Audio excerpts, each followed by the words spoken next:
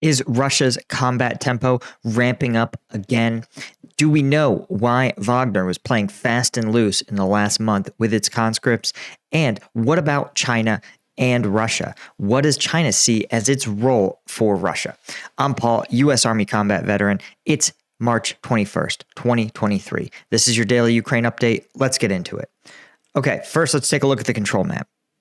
There's not really any noteworthy news. You can see Russian forces advancing, marching steadily through the south of Bakhmut, as well as making some limited gains, literally one building in the north, as well as a small bump forward of a few meters in this wooded area to the northwest. Other than that, there aren't any significant changes to the front lines, but it reflects the fact that Russian forces, after a few-day pause, are now firmly back in the offensive, reconstituted, and are pushing hard. When we look over at the combat map, you can see that 120 attacks have been launched across the front lines. This is a almost doubling from yesterday. So a sign again that Russian operational tempos are increasing yet again. Now, this is significant, right? Because it reflects the fact that Russia does not consider its offensive over, and in all likelihood believes that it needs to continue pushing. Particularly, I think it smells blood in Avdiivka, where you can see there is they're running a Bakhmut-like strategy of a northern and southern prong attempting to encircle the city and cut off routes into and out of the city. And then you can see, of course, in Bakhmut, same thing, a northern and southern prong looking to sever the two lines that let troops and material come in and out of the city. But here's what's interesting. First off, the UK Ministry of Defense reminds us that Wagner prisoner recruitment peaked in autumn of 2022, which means that they were offered commutation of their sentences for 6 months of service, which is coming up. And it thinks that while there's about half the prisoners who've been killed or wounded, Russia seems to be following through on its promise to free those who've survived. Certificates are issued to free Wagner veterans, have been endorsed by President Putin. And though Wagner is now banned from recruiting more prisoners, this exodus is going to be bad news for Wagner, who relies heavily on these untrained or poorly trained ex-convicts or convicts to do some of the low-skill aspects of their fighting. And knowing that their available pool of personnel is going to start plummeting in the next couple weeks is probably a driving factor, a push factor in why now they are going hard, because they know that once these convicts pack up and head home, they don't have any military value. So instead, they are having them gear up and push unrelentingly into Bakhmut.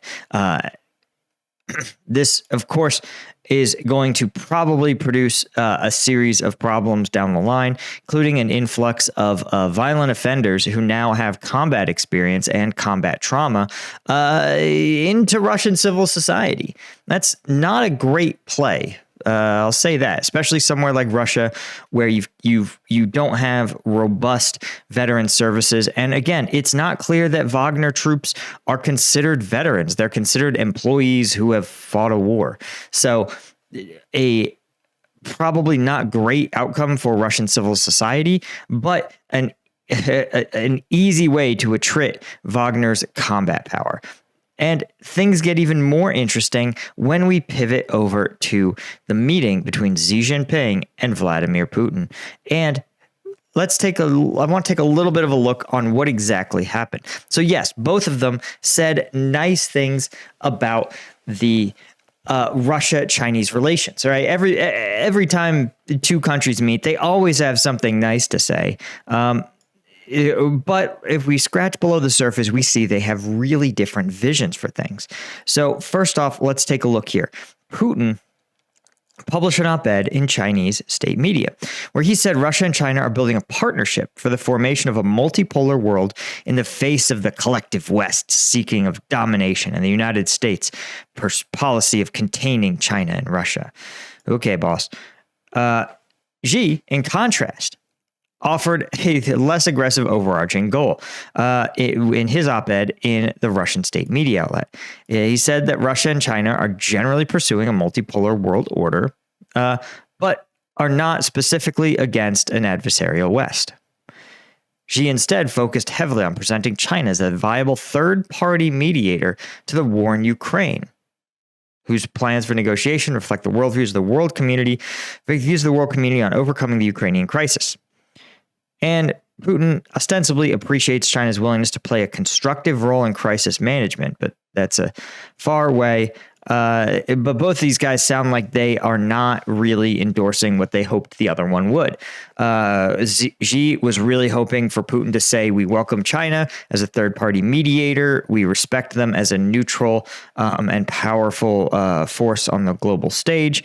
And Putin was hoping Xi would come out and say that China and Russia stand together against the West and their frightening democracy. This is, of course, a sign that these guys really aren't the friends that we think they are. I know a lot of media, a lot of ink is spilled trying to get you to fear this China and Russia super partnership, but it's important to point these things out. China cannot both support Russia and be a neutral third-party mediator. It has to be trusted. And while the two have some level of bilateral trade and economic agreements, and some of which may facilitate sanctions evasion, Xi will probably offer a negotiated settlement in Ukraine, and it's not clear. Basically, here's the crux of it. Putin wants a powerful friend, and Xi wants to be seen as a powerful but neutral third party, someone who is fair. And we've talked about this in other videos, right? The U.S. ended the Bosnia civil war, one of the Yugoslavian civil wars in the 90s, with the Dayton Accords, because the U.S. was so big and powerful and respected by both sides that they could bring both of them to the same table in Dayton, Ohio, and was like, we are going to facilitate you guys figuring this out. And it was more than just the U.S. putting its prestige behind it. It was also about the U.S.'s resources. The U.S. was a primary provider of peacekeepers in Bosnia and Kosovo for years to come. I think there's still actually a U.S. presence in Kosovo.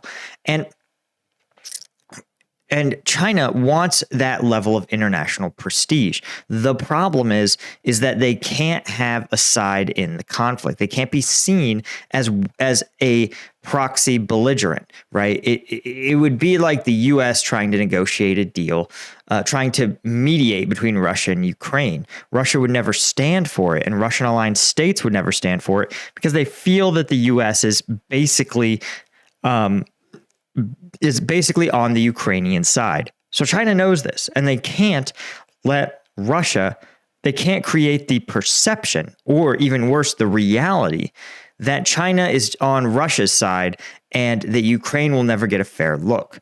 And it's not clear that Xi realizes in the international space how pro-Russian he already appears by doing these exercises, having these bilateral trade agreements, getting caught shipping dual-use items, even in relatively small quantities. These aren't great looks. And for Xi, the prestige of ending a major global conflict is such a huge feather in China's cap that his relationship with Russia, a country with a tiny economy the size of Belgium, right, and a military who is currently being ground to nothing, fighting over a salt mining town, it's not exactly a highly desirable ally. Not in the face of a multipolar world. And China is better off de-antagonizing and de-escalating their relationship with the United States than it is trying to get closer to a weak and anemic enemy of the West. So anyway, that's just a perspective there. I wanted to, of course, talk about Combat Vet News. This is my own news site that I have launched. It has all my YouTube channels. Basically, I got canceled. I got booted off Patreon. And so now I have launched my own site, Combat Vet News. It has, as you can see, all my YouTube videos in one place. It also has a members only area where I have all of the videos that I can't show you on YouTube. These are POV helmet cam footage. This is GoPro drone footage, the intense combat videos that really give us insight into the front lines. That's what's on this site. I know a lot of you guys are waiting for me to get PayPal enabled.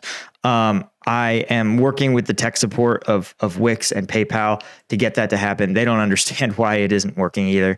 So, but once that's up, I'll let you guys know. But for now, you can definitely sign up with the more regular payment methods like Apple Pay and credit card and stuff like that. Anyway, thank you guys so much, as always, for the support.